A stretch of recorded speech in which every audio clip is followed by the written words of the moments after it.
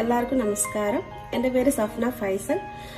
ഞാനത് സംസാരിക്കാൻ പോകുന്നത് വൃക്കകളെ കുറിച്ചാണ്. എല്ലാവർക്കും അറിയാം, നമ്മുടെ ശരീരത്തിലെ വളരെ ഇമ്പോർട്ടൻ്റ് ആയിട്ടുള്ള ഒരു ഓർഗൻ തന്നെയാണ് വൃക്കകൾ. ഒരാളുടെ ശരീരത്തിൽ സാധാരണയായി 2 വൃക്കകളാണുള്ളത്. ഓക്കെ, എന്താണ് വൃക്കകൾ, എന്താണ് അവരുടെ അടിസ്ഥാനപരമായ ജോലികൾ, ഇതൊക്കെ നമുക്ക് ആദ്യം ഒന്ന് ഡിസ്കസ് ചെയ്യാം. അതായത് നമ്മുടെ ശരീരത്തിൽ ഒരുപാട് മെറ്റബോളിസംസ് നടക്കുന്നുണ്ട്. അതിൻ്റെയൊക്കെ പരിണിത ഫലമായി വരുന്ന നമ്മുടെ ശരീരത്തിൽ ആവശ്യമായിട്ടില്ലാത്ത പദാർത്ഥങ്ങളൊക്കെ പുറം തള്ളുക, അതായത് ഒരു തരത്തിലുള്ള ഫിൽട്രേഷൻ. നമ്മൾ കഴിക്കുന്ന ഫുഡ്, അതിൽ ഒരുപാട് പ്രോട്ടീൻസ് അടങ്ങിയിട്ടുണ്ട്. നമ്മുടെ ശരീരത്തിന് വളരെ ഇമ്പോർട്ടൻ്റ് ആയിട്ടുള്ള ഒരു ആവശ്യമുള്ളതാണ് ഈ പ്രോട്ടീൻ. അപ്പോൾ ഈ ശരീരം ഈ പ്രോട്ടീൻസ് ഉപയോഗിക്കുമ്പോൾ അതിൻ്റെ കൂടെ കുറെ മാലിന്യങ്ങൾ ഉൽപ്പാദിപ്പിക്കുന്നു. അത് വിഷാംശമായിട്ട് മാറും. അപ്പോൾ അവയെ വളരെ ഭംഗിയായിട്ട് നിർമ്മാർജ്ജനം ചെയ്യുന്നത് വൃക്കകളാണ്. അടുത്തതായി ധാതു ലവണങ്ങൾ, ജലം, ഇവ നിയന്ത്രിക്കുക. പിന്നെ നമ്മുടെ ശരീരത്തിലെ രാസപദാർത്ഥങ്ങളായ sodium, potassium, calcium, hydrogen, phosphorus, magnesium, ഇവയുടെയൊക്കെ ഒരു സന്തുലിതമായ അളവ് നിയന്ത്രിക്കുന്നത് വൃക്കകളുടെ സഹായത്തോടു കൂടിയാണ്. പിന്നെ വൃക്കകൾ ഒരുപാട് ഹോർമോൺസ് പ്രൊഡ്യൂസ് ചെയ്യുന്നുണ്ട്. അത്തരത്തിലുള്ള ഹോർമോൺസുകളാണ് റെനിൻ, ആൻജിയോടെൻസിൻ, ആൽഡോസ്റ്റിറോൺ, പ്രോസ്റ്റാഗ്ലാൻഡിൻസ്. ഇവയൊക്കെ നമ്മുടെ ശരീരത്തിലെ ജലവും ഉപ്പും നിശ്ചിത അളവിൽ നിലനിർത്തി BP മെയിൻറ്റെയിൻ ചെയ്യാൻ സഹായിക്കുന്നു. അപ്പോൾ ഇതിന്റെ അളവിലുണ്ടാകുന്ന ഏറ്റക്കുറച്ചിലുകൾ നമ്മൾ BP കുറയാനും കൂടാനും കാരണമാകുന്നു. പിന്നെ ഹീമോഗ്ലോബിൻ, എല്ലാവർക്കും അറിയാം, നമ്മുടെ ബ്ലഡിലെ വളരെ ഇമ്പോർട്ടൻ്റ് ആയിട്ടുള്ള ഒരു ഘടകമാണ് ഹീമോഗ്ലോബിൻ. അപ്പോൾ ഇത് പ്രൊഡ്യൂസ് ചെയ്യാൻ ആവശ്യമായ എറിത്രോപോയറ്റിൻ ഉണ്ടാക്കുന്നത് വൃക്കകളാണ്. അപ്പോൾ വൃക്കരോഗങ്ങൾ ഉണ്ടാകുമ്പോൾ ഹീമോഗ്ലോബിന്റെ അളവ് കുറയുകയും അത് വിളർച്ചയ്ക്ക് കാരണമാവുകയും ചെയ്യുന്നു. പിന്നെ വൈറ്റമിൻ ഡി നമ്മുടെ ശരീരത്തിന് ആവശ്യമായ രീതിയിൽ മാറ്റിയെടുക്കുന്നത് വൃക്കകളുടെ സഹായത്തോടു കൂടിയാണ്. അതുപോലെ തന്നെ വൃക്കരോഗങ്ങൾ ഉണ്ടാകുമ്പോൾ പല്ലിനും എല്ലിനും ബലക്ഷയമൊക്കെ ഉണ്ടാകുന്നത് വൈറ്റമിൻ ഡി ഡെഫിഷ്യൻസി മൂലമാണ്. ഇങ്ങനെ ഒരുപാട് കാര്യങ്ങൾ ഏകോപിപ്പിച്ച് ശരീരത്തിന്റെ സുഗമമായ പ്രവർത്തനങ്ങൾ സഹായിക്കുന്ന ഒരു അവയവം തന്നെയാണ് വൃക്കകൾ. അതുകൊണ്ട് തന്നെ വൃക്കരോഗങ്ങൾ വരാതിരിക്കാൻ നമ്മൾ എന്തൊക്കെ കാര്യങ്ങൾ ചെയ്യാം, അല്ലെങ്കിൽ എത്രയും വേഗം തിരിച്ചറിഞ്ഞ് ചികിത്സിക്കാം, എന്തൊക്കെയാണ് ചികിത്സാ മാർഗങ്ങൾ എന്നിവയെ കുറിച്ചാണ് നമ്മളോട് സംസാരിക്കാൻ പോകുന്നത്. ഓക്കെ, ആദ്യമായിട്ട് എന്തുകൊണ്ടാണ് വൃക്കരോഗങ്ങൾ വരുന്നത്, എന്തൊക്കെയാണ് കാരണങ്ങൾ? ഓക്കെ, ആദ്യമായി ഡയബറ്റിസ്. വളരെ ഇമ്പോർട്ടൻ്റ് ആയിട്ടുള്ള ഒരു കാരണം തന്നെയാണ് ഡയബറ്റിസ്. സാധാരണയായി 35 മുതൽ 45% വരെ വൃക്കരോഗങ്ങൾ ഉണ്ടാകുന്നത് ഡയബറ്റിസ് മൂലമാണ്. പിന്നെ ഹൈപ്പർ ടെൻഷൻ, ഒരു 30% വൃക്കരോഗങ്ങൾക്കും കാരണമാകുന്നത് ഹൈപ്പർ ടെൻഷനാണ്. പിന്നെ ഗ്ലോമറുലർ നെഫ്രൈറ്റിസ് എന്ന് പറയുന്നത് വൃക്കകളുടെ കോശങ്ങൾക്ക് സംഭവിക്കുന്ന ഒരു ഇൻഫ്ലമേഷനാണ്. അത് വൃക്കകളുടെ പ്രവർത്തനക്ഷമതയെ കുറയ്ക്കുന്നു. ഓക്കെ, അടുത്തതായി പോളിസിസ്റ്റിക് കിഡ്നി ഡിസീസ്, അതായത് കിഡ്നിയിൽ ഒന്നിലധികം മുഴകൾ രൂപപ്പെടുന്ന അവസ്ഥയാണ്. ഇതൊരു പാരമ്പര്യമായിട്ടുണ്ടാകുന്ന ഒരു അസുഖമാണ്. ഓക്കെ, പിന്നെ വൃക്കയിലേക്കുള്ള ബ്ലഡ് വെസൽ ചുരുങ്ങുക. ഇത്രയും കാരണങ്ങളാണ് സാധാരണയായി വൃക്കരോഗങ്ങൾക്ക് കാരണമാവുന്നത്. ഇത് നമ്മൾ അറിഞ്ഞിരിക്കേണ്ടത് വൃക്കരോഗത്തിന്റെ ലക്ഷണങ്ങളാണ്. അതായത് പലപ്പോഴും വൃക്കരോഗത്തിന്റെ ലക്ഷണങ്ങൾ മറ്റു അവയവങ്ങളിലാണ് പ്രകടമാകുന്നത്. അപ്പോൾ അതിനെക്കുറിച്ച് തികഞ്ഞ അവബോധം ഉണ്ടെങ്കിലേ നമ്മൾ നേരത്തെ ചികിത്സിക്കാൻ കഴിയുള്ളൂ. എന്തൊക്കെയാണ് ലക്ഷണങ്ങൾ? ശരീരത്തിലെ നീര്, അതായത് മുഖത്തും കാലുകളിലും വയറിലും കാണുന്ന നീര്. രാവിലെ ഉണരുമ്പോൾ കണ്ണുകൾക്ക് ചുറ്റും നീര് അനുഭവപ്പെടുക.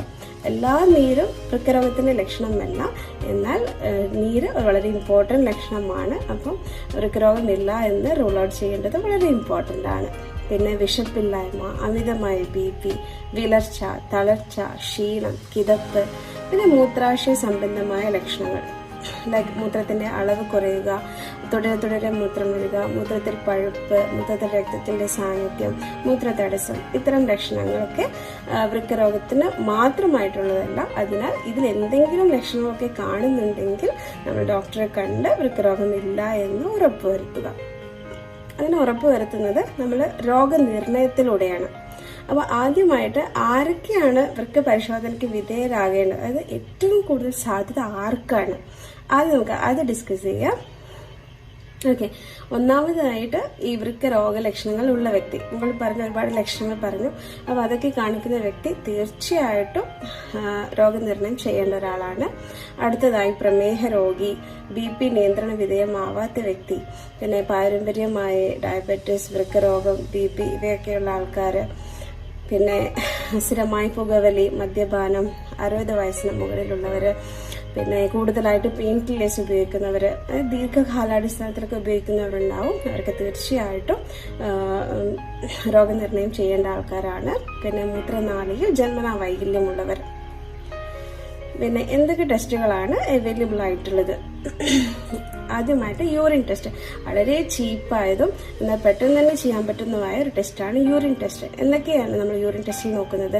പ്രോട്ടീനൂറിയ, അതായത് മൂത്രത്തിൽ പ്രോട്ടീന്റെ സാന്നിധ്യം, പിന്നെ യൂറിൻ എന്തെങ്കിലും ഇൻഫെക്ഷന്റെ സാന്നിധ്യം, പിന്നെ മൈക്രോ ആൽബുമിനൂറിയ, അതായത് പ്രമേഹ രോഗികളിൽ പ്രോട്ടീൻ ചെറിയ അളവിൽ മൂത്രത്തിൽ ഉണ്ടാകുമ്പോൾ അത് പ്രമേഹം വൃക്കരോഗത്തിന്റെ തുടക്കത്തിലേക്കുള്ള ഒരു സൂചനയായിട്ട് കാണുന്നു. പിന്നെ ആൽബുമിനൂറിയ, പിന്നെ യൂറിൻ കൾച്ചർ ആൻഡ് സെൻസിറ്റിവിറ്റി, ഇതൊക്കെയാണ് നമ്മൾ മൂത്രത്തിലൂടെ നിർണ്ണയിക്കാവുന്നത്. അടുത്തതായി ബ്ലഡ് ടെസ്റ്റ്, വളരെ ഇമ്പോർട്ടന്റ് ആയിട്ടുള്ള ബ്ലഡ് ടെസ്റ്റാണ് യൂറിയ ആൻഡ് ക്രിയാറ്റിന്. ഇതിന്റെ ക്രമാതീതമായ അളവ് വൃക്കരോഗങ്ങൾക്കുള്ള ഒരു സൂചന തന്നെയാണ്. ആദ്യമായിട്ട് ക്രിയാറ്റിന്, അതിന്റെ ഒരാളുടെ നോർമൽ ആയിട്ടുള്ള വാല്യൂ എന്ന് പറയുന്നത് 0.9 to 1.2 മില്ലിഗ്രാം ആണ്. അതുപോലെ യൂറിയ 20 to 40 മില്ലിഗ്രാം. പിന്നെ രക്തത്തിൽ ഹീമോഗ്ലോബിന്റെ അളവ് കുറയാം. പിന്നെ electrolytes like sodium, potassium, phosphorus ഇതിന്റെയൊക്കെ അളവിൽ വേരിയേഷൻ ഉണ്ടാവാം. പിന്നെ ബ്ലഡ് ഷുഗർ, ഇതൊക്കെയാണ് രക്തപരിശോധനകളൊക്കെ നടത്തുന്നത്. അടുത്തതുള്ള റേഡിയോളജിക്കൽ ടെസ്റ്റ്. റേഡിയോളജിക്കൽ ടെസ്റ്റിൽ വരുന്നത് അൾട്രാസൗണ്ട്. അൾട്രാസൗണ്ടിലൂടെ നമുക്ക് വൃക്കകളുടെ വലിപ്പം, വൃക്കകളുടെ മുഴയുടെ സാന്നിധ്യം, മൂത്രക്കല്ല്, സിസ്റ്റ് ഇതൊക്കെയാണ് അറിയാവുന്നത്. പിന്നെ എക്സ്റേ പ്രധാനമായും മൂത്രക്കല്ലുകൾ, മൂത്രാശയം, മൂത്രനാളി, മൂത്രസഞ്ചി ഇവിടെയൊക്കെ ഘടനാപരമായ പ്രശ്നങ്ങളൊക്കെ അറിയുന്നത് എക്സ്റേ കൊണ്ട് സഹായിക്കുന്നു. പിന്നെ കുറച്ചുകൂടി അഡ്വാൻസ്ഡ് ആയിട്ടുള്ള CT scan, angiography, antegrade retrograde pyelography ഇതൊക്കെയാണ് രോഗനിർണയത്തിന് വേണ്ടിയുള്ള ടെസ്റ്റുകൾ. ഇനി നമുക്ക് വൃക്ക രോഗങ്ങളെ കുറിച്ച് സംസാരിക്കാം. ഓക്കെ, എല്ലാവർക്കും സാധാരണമായി ഉണ്ടാകുന്ന ഒരു സംശയമാണ് എന്ത് തരത്തിലുള്ള വൃക്കരോഗങ്ങൾക്കാണ് നമ്മൾ നെഫ്രോളജിസ്റ്റിനെ സമീപിക്കുന്നത് അല്ലെങ്കിൽ യൂറോളജിസ്റ്റിനെ സമീപിക്കേണ്ടത്. അതായത് നമ്മൾ നെഫ്രോളജിസ്റ്റിന്റെ അണ്ടറിൽ വരുന്നതാണ് താൽക്കാലികമായിട്ടുള്ള വൃക്കസ്തംഭനം, സ്ഥായി ആയിട്ടുള്ള വൃക്കസ്തംഭനം, എന്താണെന്ന് നമുക്ക് തിരിച്ചു വരാം. പിന്നെ മൂത്രാശയത്തിലുള്ള അണുബാധ, നെഫ്രോട്ടിക് സിൻഡ്രോം ഇതൊക്കെയാണ് നെഫ്രോളജിസ്റ്റിന്റെ അണ്ടറിൽ വരുന്നത്. പിന്നെ യൂറോളജിസ്റ്റിന് വരുന്നതാണ് കല്ല് സംബന്ധമായ രോഗങ്ങൾ, പിന്നെ പ്രോസ്റ്റേറ്റ് ഗ്ലാൻഡിന്റെ പ്രവർത്തനക്ഷമത മൂലമുണ്ടാകുന്ന വൃക്കരോഗങ്ങൾ, ക്യാൻസർ, ജന്മവൈകല്യം, മൂത്രാശയ സംബന്ധമായ ജന്മവൈകല്യങ്ങൾ ഇതൊക്കെയാണ് യൂറോളജിസ്റ്റിന് അണ്ടറിൽ വരുന്നത്. ഒക്കെ നമുക്ക് വൃക്ക രോഗങ്ങളെ കുറിച്ച് സംസാരിക്കാം. വളരെ ഇമ്പോർട്ടന്റ് ആയിട്ടുള്ള ഒന്നാണ് അക്യൂട്ട് റീനൽ ഫെയിലിയർ, അതായത് വൃക്കകളുടെ പ്രവർത്തനക്ഷമത പെട്ടെന്ന് കുറയാനുണ്ടാവേണ്ട കാരണങ്ങൾ അമിതമായിട്ടുള്ള രക്തസ്രാവം, ഛർദിൽ, തീപ്പൊള്ളൽ, ഗുരുതരമായ ഹൃദ്രോഗം, എലിപ്പനി, ഡങ്ക് ഫീവർ, മലേറിയ, സീരിയസ് ഇൻഫെക്ഷൻസ്, പിന്നെ ചില മരുന്നുകളുടെ ഉപയോഗം, പാമ്പുകടി ഇത്രയും കാരണങ്ങളൊക്കെയാണ് നമ്മുടെ അക്യൂട്ട് റീനൽ ഫെയിലിയറിന് കാരണമാകുന്നത്.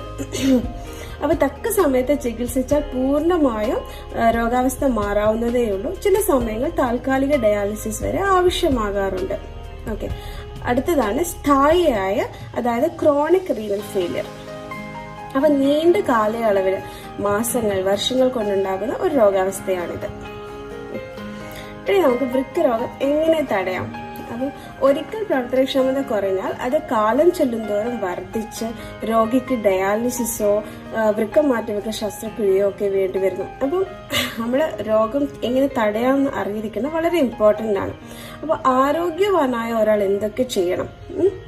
ഒന്നാമതായിട്ട് നിത്യവും വ്യായാമം ചെയ്യുക. അപ്പോൾ ഇത് BP കുറയ്ക്കാനും ഷുഗർ കുറയ്ക്കാനൊക്കെ സഹായിക്കുന്നു. അതുകൊണ്ടുള്ള വൃക്കരോഗങ്ങൾ തടയുന്നു. പിന്നെ ആഹാര രീതി, ആഹാരത്തിൽ വളരെ ഇമ്പോർട്ടന്റ് ആയിട്ട് ഉൾപ്പെടുത്തേണ്ടതാണ് ഫ്രൂട്ട്സ്, വെജിറ്റബിൾസ്, നാരടങ്ങിയ ഭക്ഷണം, അതായത് ഫൈബർ കണ്ടന്റ് ഫുഡ്. ഓക്കെ, പിന്നെ അമിതഭാരം കുറയ്ക്കുക, പിന്നെ സ്മോക്കിംഗ് നിർത്തുക. അതായത് സ്മോക്കിങ്ങിന്റെ ഉപയോഗം വൃക്കയിലേക്കുള്ള രക്തയോട്ടത്തെ കുറക്കുന്നു. പിന്നെ അമിതമായ പെയിൻ കില്ലേഴ്സ് ഒഴിവാക്കുക. അതായത് നിത്യം കഴിക്കേണ്ടി വരുന്ന ഒരവസ്ഥ വരികയാണെങ്കിൽ തീർച്ചയായും ഒരു വൃക്ക വിദഗ്ധന്റെ നിർദ്ദേശം കൂടി സ്വീകരിക്കേണ്ടതാണ്.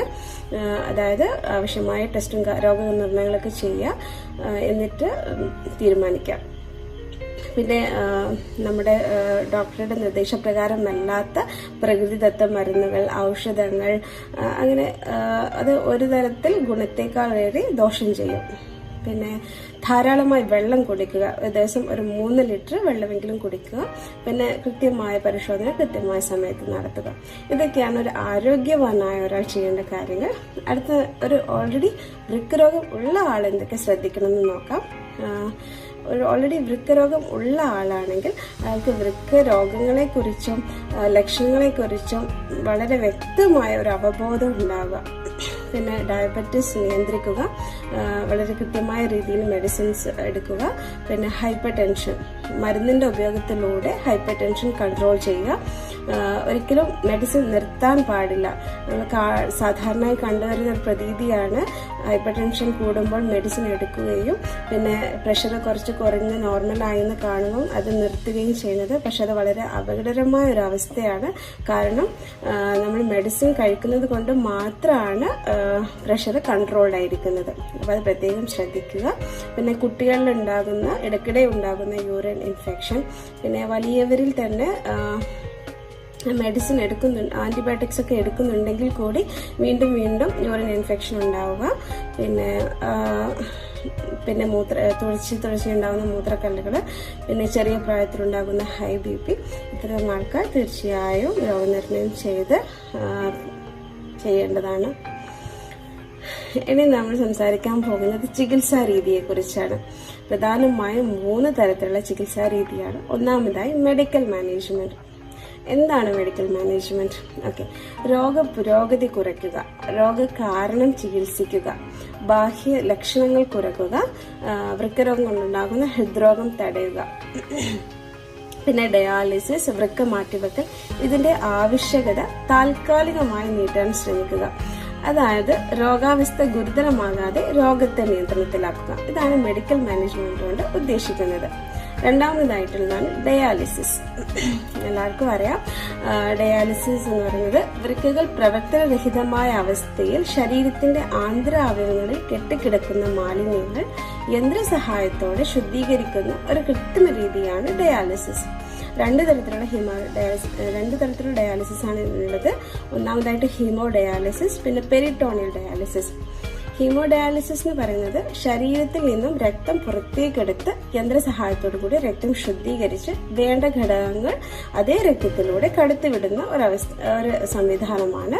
പിന്നെ പെരിറ്റോണിയൽ ഡയാലിസിസ് എന്ന് പറയുന്നത് നമ്മുടെ ഉദരത്തിൽ തന്നെ ഒരു പെരിറ്റോണിയം എന്ന നേരിയ പടലമുണ്ട്. ഉദരത്തിലെ അവയവങ്ങളെ പൊതിഞ്ഞു കാണുന്ന ഒരു പാളിയാണിത്. ഇതിന്റെ സഹായത്തോടു കൂടി ശുദ്ധീകരണം നടത്തുന്നതാണ് പെരിറ്റോണിയൽ ഡയാലിസിസ്. ഹീമോഡയാലിസിസ് ആഴ്ചയിൽ 3 പ്രാവശ്യമാണ് ചെയ്യുന്നത്. 3 വിധത്തിലാണ് രക്തം പുറത്തെടുക്കുന്നത്. ഒന്നാമതായിട്ട് ടെമ്പററി കത്തീറ്റർ ഉപയോഗിച്ച്, അതായത് ചുരുങ്ങിയ സമയത്തേക്ക് ഉപയോഗിക്കുന്ന ഒരു രീതിയാണിത്. കഴുത്തിലോ തുടയിലോ കത്തീറ്റർ ഇട്ട്. രണ്ടാമതായിട്ട് ഫിസ്റ്റുല, അതായത് ചെറിയ സർജറി വഴി ആർട്ടറി വെയിൻ കമ്പൈൻ ചെയ്ത് ചെയ്യുന്ന രീതിയാണിത്. ഇത് കൈയിലാണ് ചെയ്യുന്നത്. മൂന്നാമതായിട്ട് ഗ്രാഫ്റ്റ്, ഫിസ്റ്റുല പരാജയപ്പെടുകയോ ഒരു ചെറിയ ട്യൂബ് വഴി സർജറി വഴി ബന്ധിപ്പിക്കുന്ന ഒരു രീതിയാണിത്. ഇത് ഹീമോഡയാലിസിസ് ഹോസ്പിറ്റലാണ് ചെയ്യുന്നത്. ഇത് വേദനാജനകമല്ല. തുടക്കത്തിൽ സൂചി കുത്തുന്ന അതിനുശേഷം വേദനാജനകമല്ല. പിന്നെ ബുദ്ധിമുട്ടുകൾ എന്ന് പറയാവുന്നത് BP കുറയാം, തലവേദന, ക്ഷീണം, വോമിറ്റിംഗ്, മസിൽ ക്രാംസ്, ഇത്തരം ബുദ്ധിമുട്ടുകൾ ഉണ്ടാവാം. പിന്നെ അടുത്തതായി എന്തൊക്കെ പാലിക്കേണ്ട ചിട്ടകൾ, ഒരു ഹീമോഡയാലിസിസ് രോഗി ചെയ്യേണ്ട ചിട്ടകളാണ്. അതായത് വീക്ക്ലി 3 പ്രാവശ്യം ചെയ്യുക. പിന്നെ ഫുഡിലുള്ള ക്രമീകരണം, വെള്ളം കുടിക്കുന്നതിന്റെ അളവ് നിയന്ത്രിക്കുക, ഉപ്പിന്റെ അളവ് നിയന്ത്രിക്കുക, പ്രോട്ടീന്റെ അളവ് കൂട്ടുക. പിന്നെ പുകവലി, മദ്യപാനം ഇവ പാടില്ല. പിന്നെ പെരിറ്റോണിയൽ ഡയാലിസിസ് അത് വീട്ടിൽ തന്നെ ചെയ്യാവുന്ന പോർട്ടബിൾ ആണ്, അല്ലാതെയും ചെയ്യാം. പിന്നെ ഇത് ഗ്ലൂക്കോസ് ഡ്രിപ്പ് നമ്മുടെ ശരീരത്തിൽ കയറ്റുന്ന പോലെ ഉദരത്തിൽ ഡയാലിസിസ് ലൈനി കയറ്റുന്ന ഒരു സംവിധാനമാണിത്. ഒരു ചെറിയ കത്തീറ്റർ വഴിയാണ് ചെയ്യുന്നത്. അടുത്ത ചികിത്സാ രീതിയാണ് വൃക്ക മാറ്റിവെക്കൽ. അതായത് സ്ഥായിയായ വൃക്കസ്തംഭനം സംഭവിച്ച ഒരാൾക്ക് ഇന്ന് നിലവിലുള്ള ഏറ്റവും പ്രതീക്ഷ നൽകുന്ന ഒരു ചികിത്സാ മാർഗമാണ് വൃക്ക മാറ്റിവെക്കൽ. പൂർണ്ണ ആരോഗ്യവാനായ ഒരു ബന്ധുവിൽ നിന്നോ അല്ലെങ്കിൽ മസ്തിഷ്ക മരണം സംഭവിച്ച ഒരാളിൽ നിന്ന് ആരോഗ്യമുള്ള വൃക്ക, അത് മാച്ചിങ് ആയിട്ടുള്ള ആരോഗ്യമുള്ള വൃക്കകൾ സ്വീകരിക്കാവുന്നതാണ്. എന്തൊക്കെയാണ് ഗുണങ്ങൾ എന്ന് പറയുകയാണെങ്കിൽ പൂർണ്ണ സുഖം, മെച്ചപ്പെട്ട ജീവിതം, ഡയാലിസിസ് ഒഴിവാക്കാം, പിന്നെ ഭക്ഷണം, വെള്ളം ഇവയിലെ നിയന്ത്രണം കുറയുന്നു, പിന്നെ ഡയാലിസിസിനെ ആശ്രയിക്കുന്ന ആളുകളെക്കാൾ ജീവിതവും ആയുസ്സും നീട്ടിക്കൂട്ടുന്നു, പിന്നെ ശസ്ത്രക്രിയ റിസ്ക് കുറവാണ്, ആദ്യം ചെലവ് കൂടുതലാണെങ്കിലും പിന്നീടുള്ള മരുന്നിന്റെ ചെലവ് വളരെ കുറയുന്നു. ഇത്രയൊക്കെയാണ് ഇതിന്റെ മെച്ചം എന്ന് പറയുന്നത്. പിന്നെ വൃക്ക മാറ്റിവെക്കൽ ശസ്ത്രക്രിയ ചെയ്ത ആൾ ശ്രദ്ധിക്കേണ്ട കാര്യങ്ങളുണ്ട്. അതായത് മരുന്ന് ഒരു കാരണവശാലും നിർത്തരുത്. പിന്നെ BP, മൂത്രത്തിന്റെ അളവ്, അവരുടെ ഭാരം, ബ്ലഡ് ഷുഗർ ഇതിലൊക്കെ ഒരു സമയത്തുള്ള കൃത്യനിർണയം വളരെ ഇമ്പോർട്ടൻ്റ് ആണ്. ദിവസം 3 ലിറ്റർ വെള്ളം കുടിക്കുക, പിന്നെ സമീകൃത ആഹാരം കഴിക്കുക, പിന്നെ അവർക്ക് മാറ്റിവെക്കൽ ശസ്ത്രക്രിയക്ക് ശേഷം കഴിക്കുന്ന മെഡിസിൻ നമ്മുടെ ശരീരത്തിന്റെ ഇമ്മ്യൂണിറ്റി കുറയ്ക്കുന്ന മെഡിസിനാണ്. അതായത് ഇത് ഒരു ഫോറിൻ ആയിട്ടുള്ള ഒരു സംഭവമാണ് നമ്മുടെ ശരീരത്തിലേക്ക് മാറ്റിവെക്കുന്നത്. അപ്പോൾ റിജക്ഷൻ ഉണ്ടാകാനുള്ള കാരണം കൂടുതലാണ്. അതുകൊണ്ടാണ് അങ്ങനത്തെ മെഡിസിൻസ് അതിനുശേഷം കൊടുക്കുന്നത്. അപ്പോൾ ഇങ്ങനെ ഇൻഫെക്ഷൻ വരാതെ നോക്കേണ്ടത് വളരെ ഇമ്പോർട്ടൻ്റ് ആണ്. അതായത് തിരക്കുള്ള സ്ഥലങ്ങൾ ഒഴിവാക്കുക, അണുബാധയുള്ള ആളുമായിട്ടുള്ള സമ്പർക്കം ഒഴിവാക്കുക, ശസ്ത്രക്രിയക്ക് ശേഷം ഒരു 3 മാസം വരെയെങ്കിലും മാസ്ക് ഉപയോഗിക്കുക, വെള്ളം, സോപ്പ് ഉപയോഗിച്ച് കൈ കഴുകുക, ഇങ്ങനെ വീട്ടിൽ നിന്നും വൃത്തിയുള്ള ചുറ്റുപാടിലുള്ള ഭക്ഷണം പാകം ചെയ്ത് കഴിക്കുക. എന്തെങ്കിലും ബുദ്ധിമുട്ടുണ്ടാവുമെങ്കിൽ പെട്ടെന്ന് തന്നെ ഡോക്ടറെ കാണുക. ഇത്രയും കാര്യങ്ങളൊക്കെയാണ് മാറ്റിവെക്കൽ ശസ്ത്രക്രിയ ചെയ്ത ആൾ ശ്രദ്ധിക്കേണ്ട കാര്യങ്ങൾ. അപ്പം വൃക്കയെക്കുറിച്ചും വൃക്കരോഗത്തെക്കുറിച്ചും ഇത്രയൊക്കെയാണ് പറയാനുള്ളത്. എല്ലാവർക്കും ഉപകാരപ്രദമായി എന്ന് വിശ്വസിക്കുന്നു. Thank you.